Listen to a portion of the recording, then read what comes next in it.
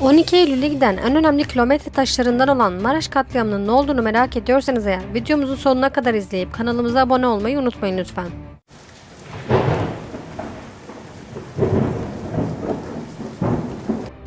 Türkeş'in çizdiği verimli hilal stratejisinin güney ucuydu Kahramanmaraş. Verimli hilal, Orta Anadolu'yu ülkücü hareketinin cephesi haline getirmeyi amaçlayan bir yapılanmadır. Türkeş verimli hilali bütün Anadolu'ya yaymayı amaçlarken Ecevit seçimleri kazanır. Ecevit'in seçimi kazanmasıyla ülkücülerin kalesi olan Maraş'ta solcuları ve Alevilerin daha çok sesi çıkar ve ülkücülerden tek tek koltukları kaparlar. Kırım Türklerinin Sovyetlere karşı direnişini anlatan Güneş Ne Zaman Doğacak filminin yayınlandığı sinema salonları sağcıların propaganda yaptığı bir mekan haline gelmiştir.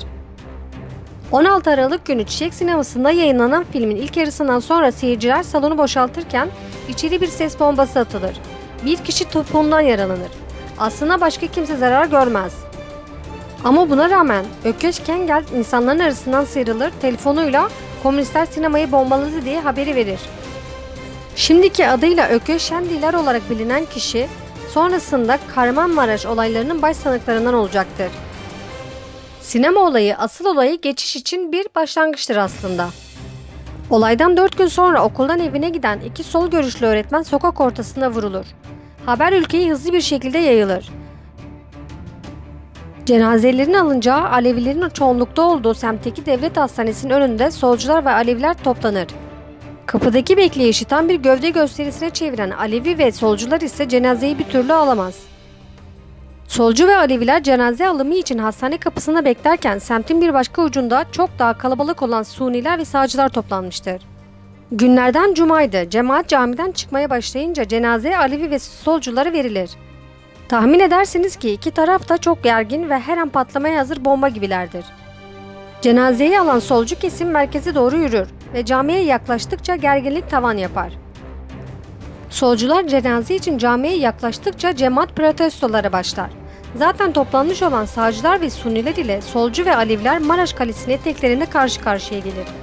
Bir anda ortalık savaş alanına döner ve cenazeyi taşıyan Alevi ve solcu kesime yaklaşık 10.000 kişi taş ve sopalarla saldırır.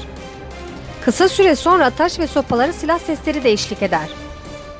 Cenazeler ayaklar altında ezilir ve cenaze namazı kılınmasına izin verilmez. Bu olay üzerine sağcılar solcu ve Alevilerin evlerine saldırıp dükkanlarını yağmalamaya başlar. Bu olayların yaşandığı ortamda 3 ülkücü vurulur ve hayatını kaybeder. Bu sefer sıra sağcıların cenazelerini kaldırmasına gelmiştir. Vali Tahsin Soylu olayların nereye varacağını tahmin ettiğinden törene izin vermez. Üstüne bir de sokağa çıkma yasağı ilan eder. Ama bunun duyurusunu yerine bir türlü ulaştıramaz.